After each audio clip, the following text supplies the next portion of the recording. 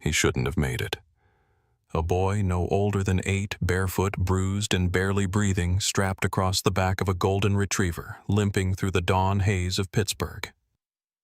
From the shadows of a condemned warehouse, they emerged like ghosts.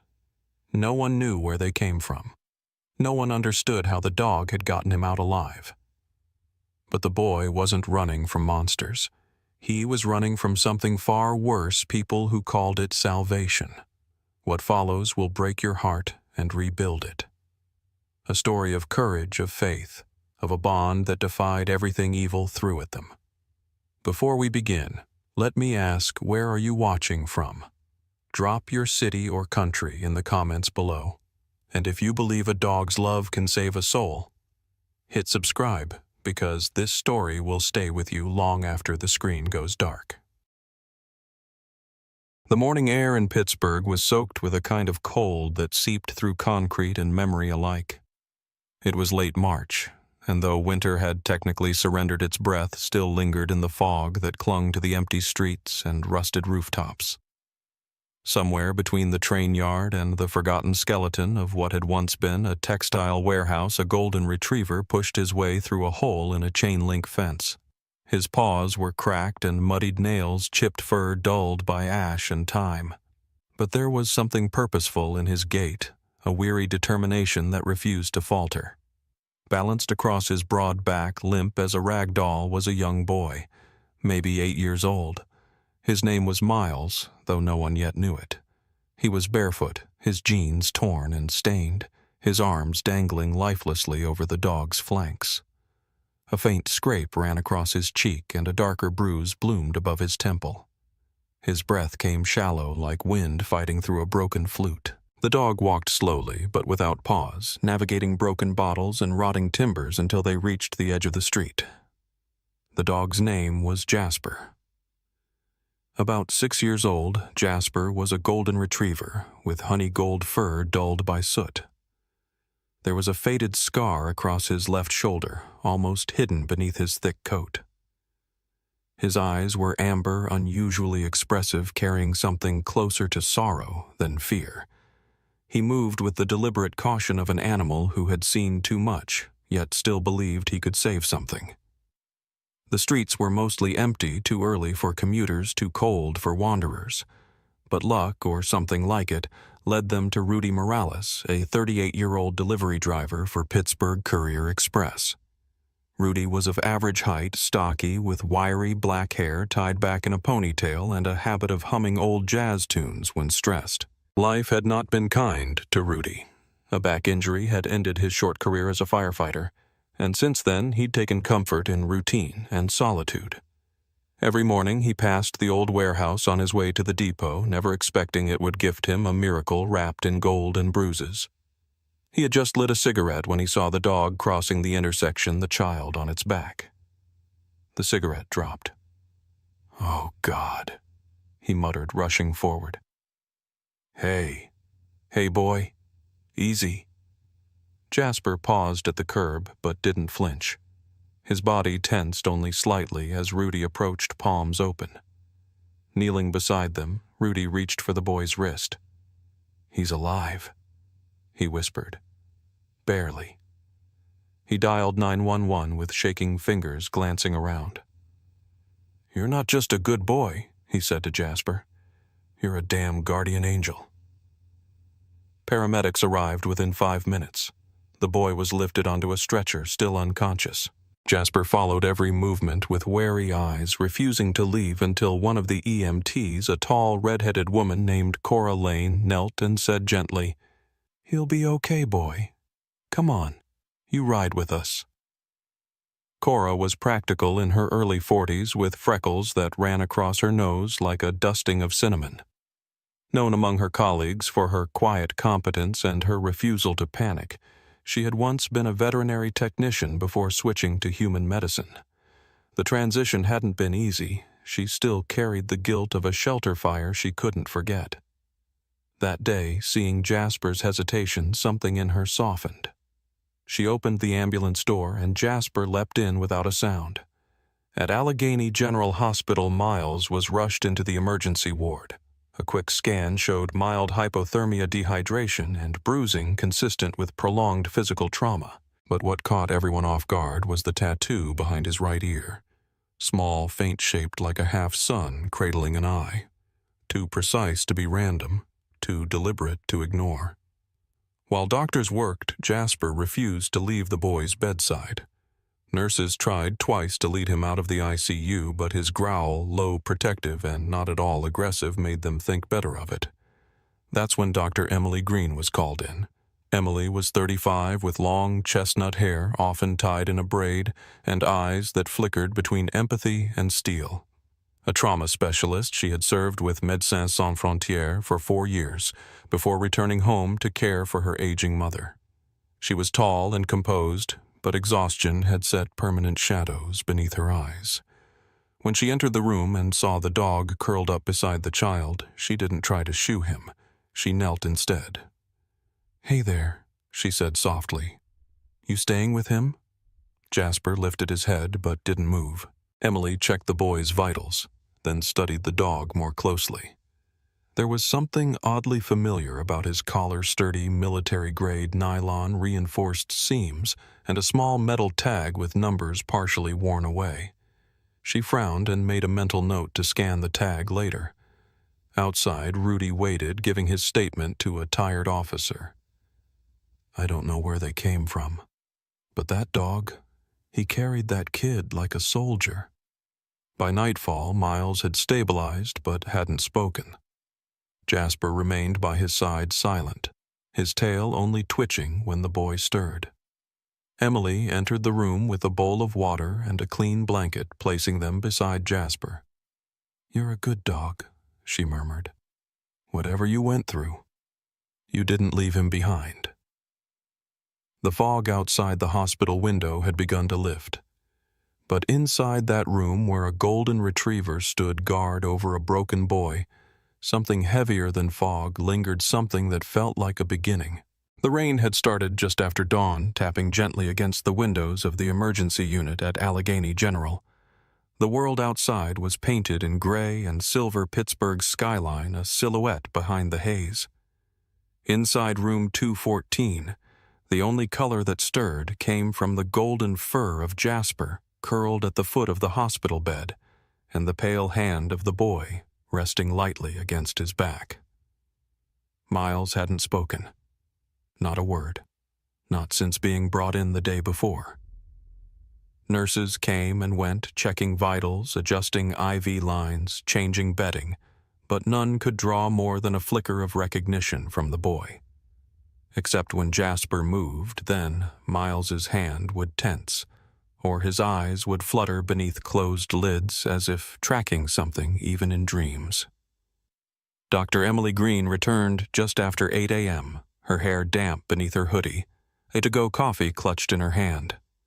She paused at the doorway, watching the boy and the dog. There was a stillness between them, like the pause between breaths. Emily wasn't new to trauma cases, but this was different. She stepped in and knelt beside Jasper, speaking in a whisper. "You know him, don't you? Or he knows you." She gently unclipped Jasper's collar. Holding it to the light, she examined the woven nylon band. The stitching was precise, reinforced along the edges. Tucked beneath the main plate, almost invisible, was a small chip no larger than a grain of rice. The metal tag was scratched, but bore a symbol, a 6-pointed star within a ring of segmented triangles. It was faint, nearly worn off, but her breath caught when she saw it, because she had seen that emblem before. Not in any textbook, not in civilian records, but once years ago in a weathered folder her father had kept locked in the basement file cabinet. Her father, Colonel Matthew Green, had worked in experimental K-9 deployment programs before he vanished in 2009 on a classified mission overseas. She hadn't spoken about him in years. Hadn't even tried to uncover the truth, not since her mother died believing he'd abandoned them. But now, holding that collar, it all came rushing back. Jasper tilted his head as if he sensed the shift in her breathing. She exhaled slowly and returned the collar to its place. Across the hallway, the administrative desk buzzed with morning admissions. A new face sat among them, Leah Porter, the intake coordinator for Pine Hill Children's Shelter. Leah was in her early 50s, short and sturdily built with cropped gray hair and sharp, intelligent eyes. She wore thick-rimmed glasses and a cardigan peppered with pet hairs. Known for her no-nonsense demeanor and deep loyalty to the children under her care, Leah had once worked in juvenile court services, but left after a scandal involving a foster system cover-up she'd refused to stay silent about. She had been called in after the hospital staff determined that Miles didn't appear in any recent missing child reports. No last name, no identifying records, no matches in facial recognition software. He was, for all intents and purposes, a ghost. And ghosts belonged for now under Leah's watch. Emily met Leah at the nurse's station. "He's stable," Emily began, "but he hasn't spoken. Doesn't respond to anyone but the dog." Leah adjusted her glasses. "The shelter's got space, but it's not built for trauma care. He'll need a full evaluation." Emily nodded. "I'll ride with him." Transport was arranged quietly. Jasper was issued a temporary emotional support tag, unofficial, but enough to allow him to travel with Miles to Pine Hill Shelter. As they wheeled the boy toward the elevator, he stirred. His eyes fluttered open for the first time. "Hey," Emily said softly. "Miles, can you hear me?" The boy didn't answer, but when Jasper padded to the stretcher's side, Miles reached out weakly, curling his fingers into the dog's fur. That was answer enough. Pine Hill Shelter sat on the edge of an old church property about a half-hour east of downtown. It had once been a convent repurposed into a haven for displaced youth. The building was solid brick with ivy climbing the north side and wind chimes clinking near the garden beds out front. The interior was modest but clean hallways with polished floors, windows lined with paper-cut snowflakes, and a faint smell of lemon cleaner and oatmeal. Miles was placed in a small room near Leah's office, a converted library with 2 beds and a hand-painted mural of tree branches stretching across the ceiling. Jasper lay beside him, immediately never needing an invitation. Over the next hours, staff tried gently to engage. A young counselor named Tasha Benning, 27, dark-skinned and soft-voiced with dreadlocks pulled into a bun, offered a coloring book and some crackers. She didn't push, just sat near the edge of the room and hummed an old folk song. Miles didn't respond, but when she slid the book closer and moved her chair a bit farther away, he slowly picked up the crayon. The color he chose was gold. Emily returned in the afternoon bringing a dog brush and a small pouch of Jasper's favorite treats from the hospital. She sat on the floor while Jasper rested his head on her lap, and she whispered more to herself than to him. "My dad worked on a program for dogs like you. I didn't think any of it was real. Not until now." She ran her fingers along the fur where the collar sat. They called it Sunlight Echo. Said the dogs could do more than just track. They could bond, understand. They were made to protect. Jasper blinked slowly as if affirming her words. From the hallway, Leah observed through the narrow window. She'd seen many children pass through Pine Hill, most broken in ways adults never fully grasped. But she had never seen a child and an animal so deeply wordlessly entangled. She wasn't a believer in fate, but maybe she could believe in rescue. As night fell, the wind picked up, rattling the window panes of the old building. Inside room 3B, Miles finally shifted from the bed and crawled down beside Jasper on the floor, pressing his forehead into the dog's shoulder. Still no words, but no more silence either. Jasper thumped his tail once, a slow, steady heartbeat in the dark. The following morning brought a timid spring sun over Pine Hill Shelter, casting faint golden light through the high windows of room 3B. Inside, Miles remained on the floor beside Jasper, still silent, but visibly calmer. The way his fingers absently moved through Jasper's fur, the way his breathing had evened overnight, it wasn't recovery, not yet, but it was movement. Emily stood at the doorway with a laptop under her arm, watching them quietly before turning away. Today wasn't about therapy. It was about truth. Emily drove across town to a narrow building tucked between a shuttered laundromat and a comic book shop on Craig Street. The sign outside read, "Wired Haven," in sun-faded paint, but the inside was clean, organized chaos. LED strips glowed beneath metal shelves, motherboards stacked beside vintage routers, and 2 3D printers hummed softly in a back corner. At the center of it all was Liam Chen, a 39-year-old cybersecurity analyst with a nervous energy and a beard that looked like it had been trimmed by caffeine. He wore a hoodie with a faded SpaceX logo and a Bluetooth earpiece he rarely removed even when not on calls. Liam and Emily had been close once college, a 2-year thing that ended without drama. They'd remained friends mostly through tech problems and wine. He greeted her now with a mock salute. "Dr. Green, breaker of encryption and hearts. You bring me a puzzle." Emily handed him Jasper's collar. "There's a chip embedded here. Can you extract anything off it?" Liam's eyebrows rose as he turned the collar over in his hands. "Military-grade webbing custom tag and, yep, here's the micro-etching. Definitely not off the shelf." He motioned her to follow and guided her to his workstation. "Let's see what the government left lying around." He connected the collar to a handheld diagnostic reader, then linked it to his mainframe. As lines of code scrolled across the dual monitors, Emily sat on the edge of the couch, restless. "The symbol on the tag," she said. "I've seen it before. My dad had files. Before he disappeared." Liam glanced over. "Matthew Green, right? I remember. That was around the time Sunlight Echo went dark." Emily blinked. "You know about it. I know the name. A classified DARPA project gone hush-hush in 2010. They trained dogs, specifically retrievers and shepherds, for non-combat field intervention. Theories said they could emotionally imprint on children in distress and respond to complex trauma cues, kind of like rescue animals crossed with black ops." The chip chirped softly. A window popped open.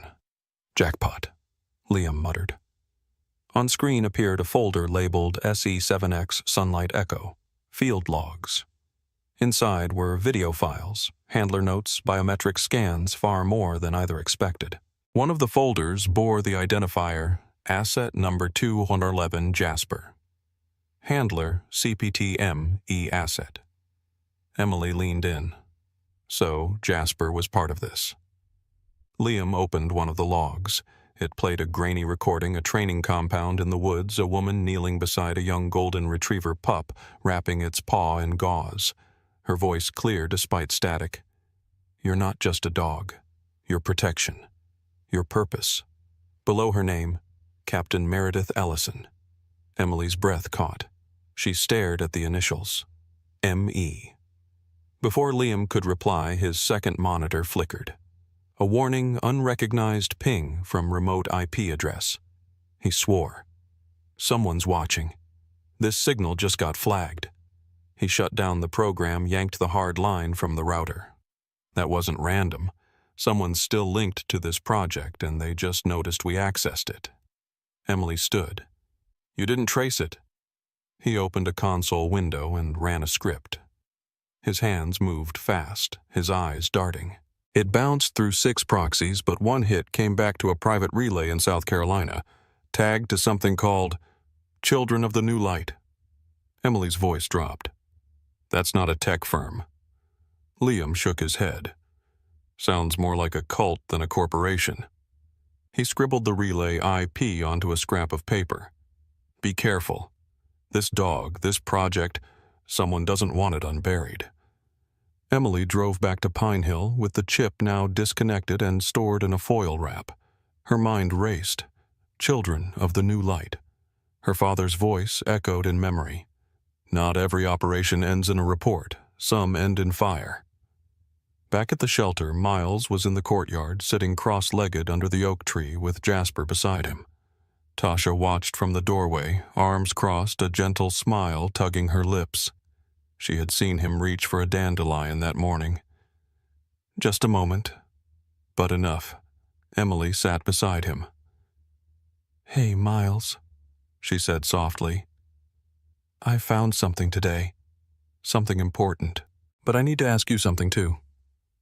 The boy looked up. For the first time, his eyes locked fully onto hers. Haunted eyes. Intelligent. Old. She didn't expect a response, so she simply held up the collar. "You remember this?" He blinked.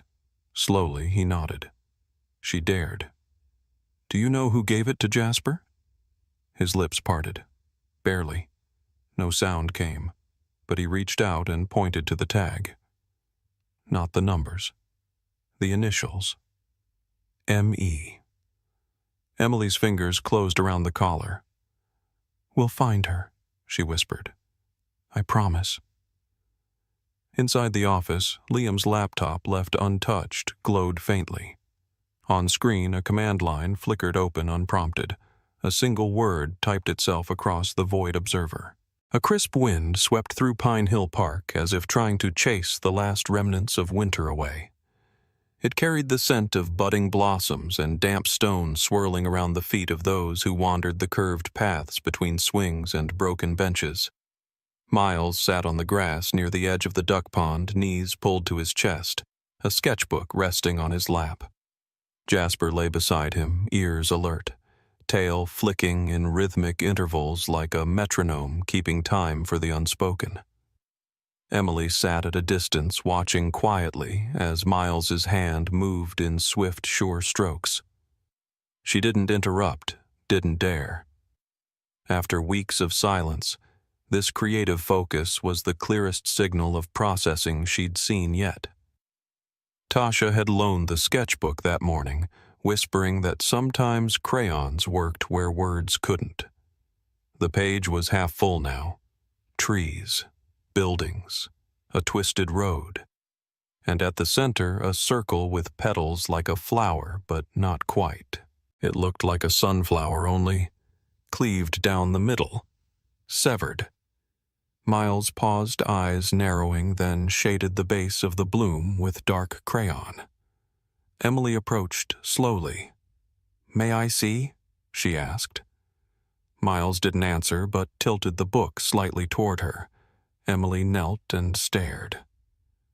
"This? I know this symbol." She reached into her satchel and pulled out her phone, swiping to a folder of old photos she'd taken from her father's desk long ago. One image, an archived facility permit, showed a faded stamp on the lower corner, a sunflower split in half, identical to the one Miles had drawn. She whispered, almost to herself, "Greenfield Family Center." Miles turned to look at her, not alarmed, just watching. Emily continued gently. It was a residential care facility, shut down 6 years ago after a fire. No reports, no survivors listed. Jasper stood suddenly sniffing the air. Then he nudged Miles, gently starting to walk. The boy didn't hesitate. He stood and followed. Emily blinked. "Where are you going?" Miles looked over his shoulder, then pointed to the symbol, and then toward the road.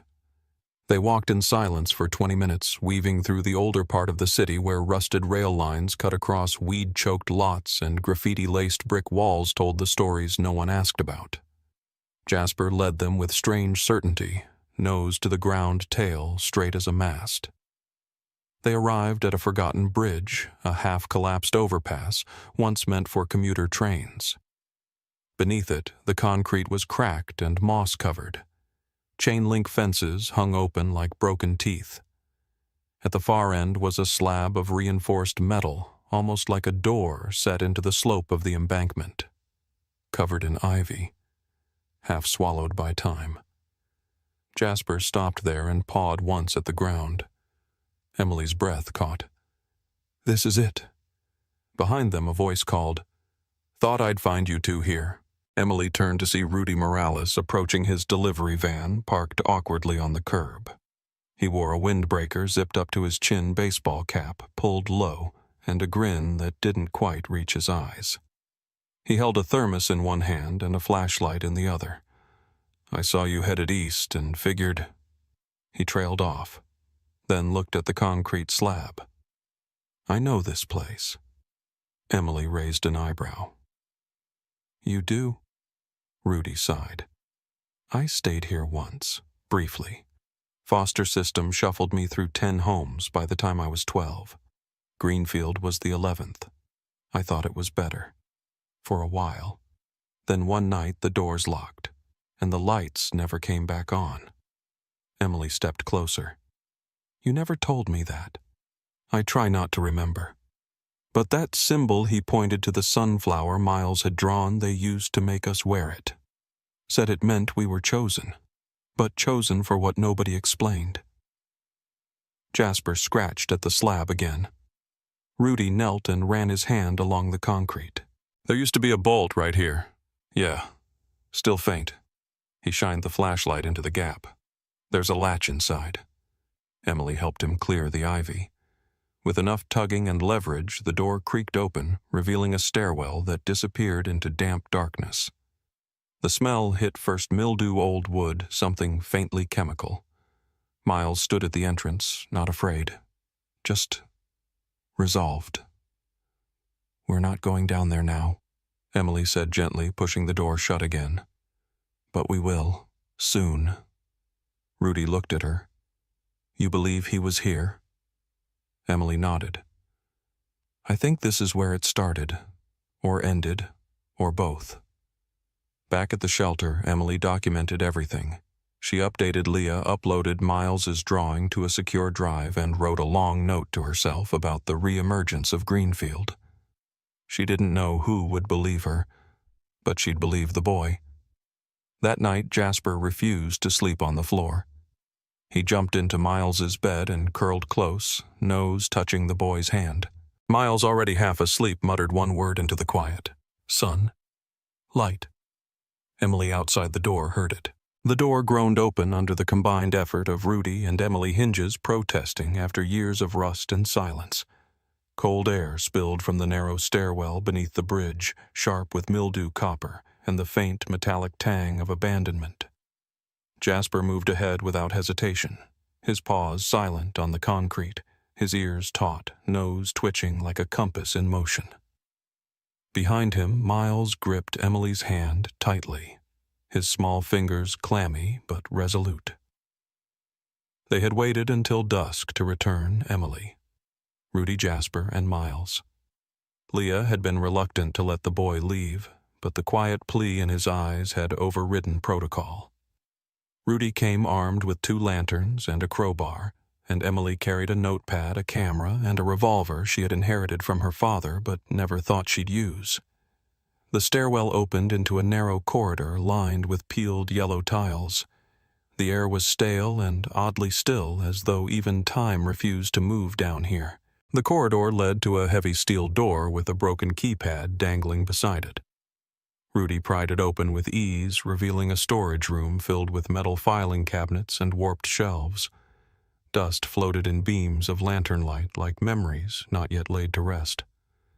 Jasper growled low, not aggressive alert. Emily stepped forward, scanning each cabinet. Many were rusted shut, but one drawer slid open with a reluctant sigh. Inside rows of files, each labeled in blocky handwriting, first names only, some crossed out, others rewritten. Emily pulled one marked David and found an old intake form stapled to a transfer request. Scribbled across the top, a signed name, Aaron P. Rudy leaned over her shoulder. They were renaming them. Emily opened drawer after drawer, same pattern. Original name, crossed out, assigned name, different dates, different surnames. Then she found it. A folder nearly torn in half, its edges water-stained, but the name was clear. Miles E. She froze. Inside a single intake sheet, a partial photo of a child with dark hair and an uncertain smile, and at the bottom, handwritten Ellison M. Under next of kin, it read, Sister Maya E. Emily sat back on her heels. He has a twin. Rudy took the photo, holding it under the lantern light. Looks just like him. Miles, who had been standing silently near Jasper, approached. His eyes locked on the image, and for the first time since the rescue he spoke. Maya. The word was barely a breath, but it struck the room like thunder.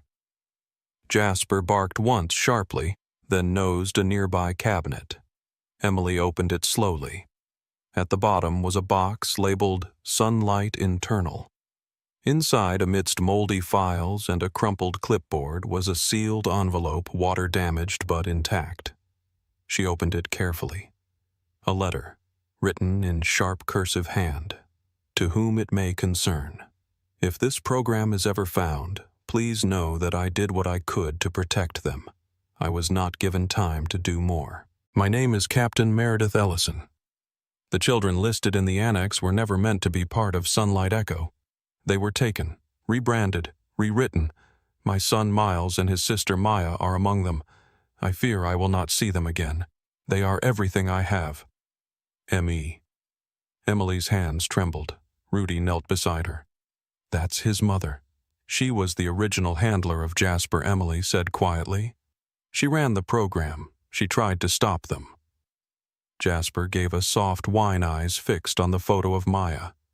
He stepped forward and pressed his nose to it. Then he growled a deeper sound directed at the far corner of the room. They turned. A figure stood in the shadow, barely more than a silhouette in the dim light. Ragged clothes, hood up, hands trembling. Emily raised the lantern. Who's there? The figure stepped back. Don't hurt me, came a scratchy voice, female young. She couldn't have been older than 12. Her face was smudged with dirt, her arms thin as broomsticks. She looked like she hadn't eaten in days. Her eyes, wide, feverish, locked onto Miles. You're one of them, she whispered. You were at the fire. Emily approached slowly. What's your name? The girl backed away, eyes darting. They called me Lark, but I don't think that's my real name. Jasper moved first, approaching the girl gently, ears low tail, still. She didn't flinch. Instead, she dropped to her knees and threw her arms around him. He was there. He helped us. I remember. Emily crouched beside her. How long have you been hiding here since they left? After the fire. I thought everyone else was gone. Miles walked to the girl and touched her shoulder. Maya, he said again, quietly. No, the girl shook her head. But I know her. She's still alive. The morning fog rolled in low over Pine Hill Shelter like a curtain veiling the old brick building in a film of silence. Emily stood at the window in Leah's office, sipping bitter coffee and rereading the letter from Captain Meredith Ellison for the 10th time. Each pass revealed more weight not in the words themselves, but in the spaces between them. She was beginning to understand just how deep this ran. The knock at the front desk came just after 9 a.m. It wasn't the hesitant tap of a parent or the impatient rap of a delivery driver. It was measured, confident, final. Leah opened the door to reveal a tall man dressed in a dark tailored coat and polished boots that gleamed against the concrete steps. His white clerical collar cut stark against his charcoal vestments. He looked to be in his early 60s, with silver hair combed neatly back and sharp cheekbones that gave his smile an unsettling elegance. "I'm looking for a boy," he said with warm ease, named Miles. Leah didn't flinch. "And you are Pastor Gideon Crane," he said, extending a black-gloved hand. "Founder of the Children of the New Light." "I believe one of our children may have wandered from our care." Leah took the offered envelope with a raised brow. Inside was a court order signed by a judge claiming legal custody of Miles Ellison, citing mental instability, spiritual displacement, and parental relinquishment. Emily, arriving moments later, read it and shook her head in disbelief. "Spiritual displacement," she muttered. "What century are we in?" Pastor Crane turned toward her with interest. "You must be Dr. Green. I've heard of you." Emily's jaw tightened. "Funny. I haven't heard of you until things started going wrong." Crane smiled. "That's usually when people start listening."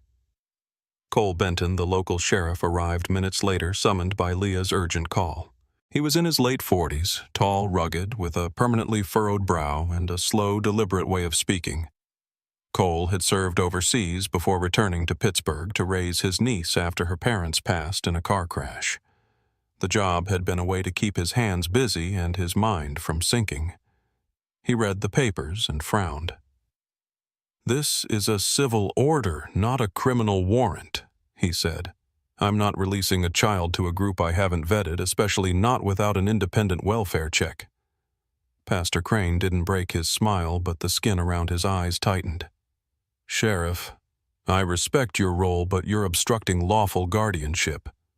"I'm protecting a kid," Cole replied. "If that's an issue, you can file an appeal. Until then, the boy stays." Miles had been quietly observing from the hallway, his small frame half hidden behind the doorframe. Jasper stood beside him, a silent sentinel. The moment Crane's voice filled the air, Miles had tensed.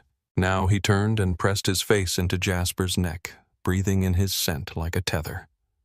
That afternoon, back in Liam's workshop, Emily updated him on Crane's visit. Liam, sleep-deprived and jittery, was working off a half-eaten protein bar and 3 energy drinks. He pulled up the encrypted data from the collar again, but his focus was on something new, an old GPS trace embedded in the chip's cache. "Got something," he said. "A secondary location tagged in Jasper's system. Lighthouse Sanctuary. Laurel Mountains, off-grid. No listed owner, but it pings on satellite maps." Emily leaned over his shoulder. Why would a dog have location data for a place that doesn't officially exist? Because someone took him there, or he was sent. Liam paused. "Emily, this place, it's near one of the regions where 3 kids went missing last year. No trace, no leads." Emily's breath caught. "And you're saying Maya could be there?" Liam nodded. "If she's alive, that's where they're keeping her." Later that night, Cole called an impromptu meeting at the shelter. Rudy sat near the back arms, folded jaw tight. Tasha leaned in a doorway, wide-eyed but quiet. Miles sat between Emily and Jasper, clutching a crumpled photo of his sister. Lark had been placed under temporary protection in Leah's care, but she remained upstairs, still wary of strangers. Cole briefed the room. "Crane has legal documents, but something stinks. My gut says he's not here for legal custody. He's here to finish something that should have been buried." Emily placed the folder from Liam on the table. "Then we have to go to the source." Cole looked at the boy. "Miles, I need to know if we go to this place, will we find her?" Miles didn't speak, but he placed the photo on the table and pointed firmly at the girl's face, then at Jasper, then at the door. The road up Laurel Mountain wound like a coiled serpent through the trees, the night air so dense with fog it felt like the woods were trying to swallow their headlights. Emily sat in the passenger seat of Cole's sheriff-issued SUV, her hands tight in her lap, flashlight between her knees. The back seat held Rudy silent for once, gripping a crowbar wrapped in cloth. Jasper stood beside him, paws planted firmly, amber eyes never blinking. The only sound in the cabin was the hum of the engine and the occasional bark from the police radio, which Cole kept turned low. Cole Benton had traded his uniform for black cargo pants, a field jacket, and a Kevlar vest. His face was expressionless, but Emily had learned that when Cole went that quiet, it meant the storm inside him was focused. "We hit the perimeter," he said without looking away from the road. "We go silent. No sirens, no lights." Lighthouse Sanctuary didn't look like a compound. It looked like an old monastery. High stone walls lined the rear slope of the mountain, partially hidden by pine and ash trees. A gravel driveway forked off the main logging road, leading to a wide clearing where a stone chapel sat beneath the moonlight, almost serene. "This is it," Rudy whispered, adjusting the flashlight strapped to his shoulder. His jacket was too big, his boots second-hand, but his grip on the crowbar was steady. "I used to go to a place like this when I was a kid. Thought it was a camp. It wasn't." They parked 50 yards back and moved through the trees, avoiding the main path. Jasper took the lead, his head low body fluid like smoke. He stopped near a section of mossy stone and pawed at the earth. Rudy joined him and discovered a rusted grate barely visible beneath layers of fallen pine needles. "This used to be a fire exit," Rudy said, wiping grime from the metal frame. "For emergencies. Guess we found one." With a grunt, Cole pried it open. The air beneath was dry and cold, thick with dust and silence. A short concrete tunnel led to a metal ladder bolted into the wall, descending into blackness. Emily went first. She descended step by step into the underground, her breath echoing against stone walls until her boots touched the floor. The others followed Jasper last, dropping down with a soft thud, his paws already padding ahead. The corridor stretched out before them, lit only by their flashlights. The stone was damp, carved with strange symbols. Some recent, some ancient-looking. They passed old rooms with broken cots and locked crates, most long abandoned. Then Jasper froze. He stood before a heavy door lined with old insulation tape. He barked once, sharp, quick. Cole raised his hand. Behind that. Emily stepped forward and slowly turned the rusted handle. The door creaked open to reveal a small chamber. A cot, a blanket, a single bulb hanging from the ceiling flickering weakly from a solar battery pack rigged in the corner. And on the cot, curled up in a fetal position, was a girl. She was thin, maybe 10 years old. Long, tangled hair the color of ash framed her face, and her arms bore fading bruises and lines. Around her neck hung a leather cord, and on it a metal pendant with the initials M.E. Jasper stepped forward slowly. The girl blinked once, then sat up startled. Her voice cracked, fragile and dry. Miles Emily knelt beside her. "You're Maya." The girl nodded weakly. "Where is he?" "He's safe," Emily said gently. "He sent us." Maya tried to stand, but her knees buckled. Cole was there instantly, lifting her with practiced ease. She held on to the pendant tightly, her small fists trembling. Jasper licked her hand once, as if to anchor her. Then from somewhere above them, footsteps. Heavy, rushed. Cole cursed. They know. They moved fast through the corridor, retracing their steps to the tunnel, but as they emerged at the top of the ladder, a voice rang out. "You're trespassing, Sheriff." Gideon Crane stood beside a black SUV, his silver hair glowing in the moonlight. 2 men flanked him, both in dark clothing, their posture rigid, hands tucked inside heavy coats. "Let her go," Crane said, voice calm but razor sharp. "She belongs with her family. She belongs with her brother." Cole replied, placing Maya behind him. "Not a cult." Crane took a step forward. "You don't understand what you're interfering with." "The purification," Jasper growled. Loud, primal, the kind of sound that froze things mid-step. One of the men lunged. Rudy reacted, swinging the crowbar. The blow connected with a crack of bone and fabric. Emily grabbed Maya's hand, dragging her toward the woods. Cole drew his sidearm and stepped into position, shielding the retreat. Crane's expression didn't change, but his voice rose like a sermon. "This won't stop what's coming. The light is already rising." Emily and Maya reached the tree line where Jasper circled back to them, eyes scanning, breath steady. Cole backed into the forest, pistol raised. "Tell it to the judge." They disappeared into the night, feet crunching leaves, breath visible in the cold. Behind them the shadows stirred, but none gave chase. Not this time. The sun broke over the Laurel Mountains in streaks of amber and copper, casting long golden beams across the winding road that cut through the forest like a scar healed over time. Cole's SUV rolled to a gentle stop at a ranger checkpoint, now manned by federal agents. The trees stood still, birds tentative in their return to song. It was the kind of quiet that only came after fire after chaos burned itself out. Crane's convoy hadn't made it far. Just past the first ridge, 3 federal units in unmarked vehicles had blocked the path. Gideon Crane had stepped out, calm hands raised, words smooth, but it hadn't mattered. The warrant had been signed hours earlier. Evidence gathered, statements filed, letters from Captain Ellison presented. The cult would unravel like rotted twine. Now back at Pine Hill Shelter, rebuilt, renamed, and reborn as the Sunlight Haven Center, the silence had changed. It wasn't haunted anymore. It was peaceful.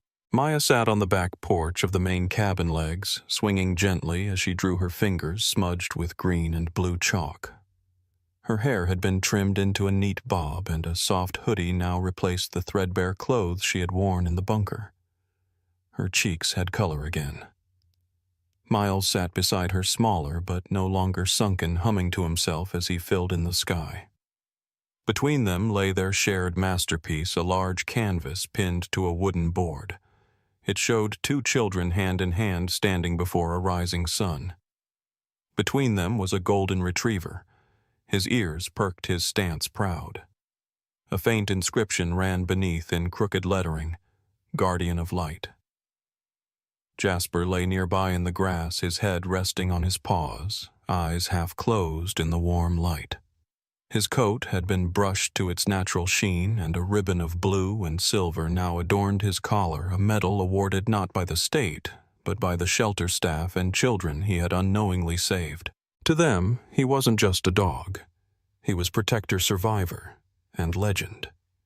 Inside, the scent of lemon balm and old pine drifted through the hallways. Emily stood near the front desk, scanning through a clipboard of training applications. Her lab coat had been traded for denim and flannel, her eyes still tired but gentler now. Beside her stood Rudy Sleeves, rolled up, laughter crinkling the edges of his eyes. A month ago they had torn down the final pieces of the old basement.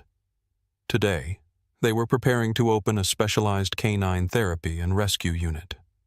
The Echo program, named in honor of the project Jasper had once belonged to, now reborn with purpose and transparency. 2 more applications from veterans this morning, Rudy said, tapping the board.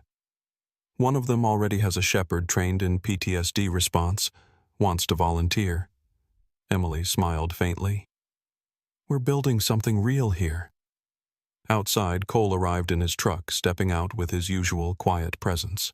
He had remained sheriff, but also became a silent patron of the center, funding most of the renovations through donations he quietly arranged behind the scenes. The children adored him. They called him Uncle Cole, though he never corrected them. He approached the porch, slowly watching the kids. You 2 working on a mural? Maya nodded. It's for the main hall. Miss Emily said we could choose anything. And you chose Jasper. Cole teased. Miles finally looked up. His voice was soft but certain. He saved us. It was the first full sentence he had spoken since being found. Emily heard it from the window and blinked back tears. Later that evening, as the sun dipped behind the pines, the entire staff gathered inside the old chapel, now converted into a community room with warm lighting and shelves full of books. In the center hung the completed painting, flanked by 2 small lanterns. One bore the initials M.E., a tribute to Meredith Ellison, whose fight had saved her children even in absence. The other lantern was left unmarked, a space of hope for those still searching. Jasper sat before the painting, tail wagging once as Miles approached and placed a gentle hand on his head. Thank you, the boy whispered. And the light outside the window seemed to nod in agreement. This story isn't just about rescue. It's about redemption, about a love that defies cruelty, and a light that finds its way through even the darkest basements. When the world turned its back on Miles and Maya, it was a golden-furred guardian who remembered the promise of hope. A child found his voice again. A sister found her way home. And maybe, just maybe, a miracle happened in the form of pause and loyalty. If you believe God sends angels in many forms, even in the shape of a dog named Jasper, then this story is for you. In our everyday lives, we pass by stories like these. We miss the quiet struggles, the invisible battles. But faith teaches us that no one is ever truly alone. Even in silence, love speaks. Even in fear, God watches. So if this touched your heart, we invite you, share this story with someone who needs light today. Leave a comment if you believe in second chances. Subscribe to join us in telling more stories that honor courage and compassion. And if you believe that healing is real, that family is worth fighting for, and that maybe God works through fur and faith alike, comment Amen below. May God bless you and everyone you love.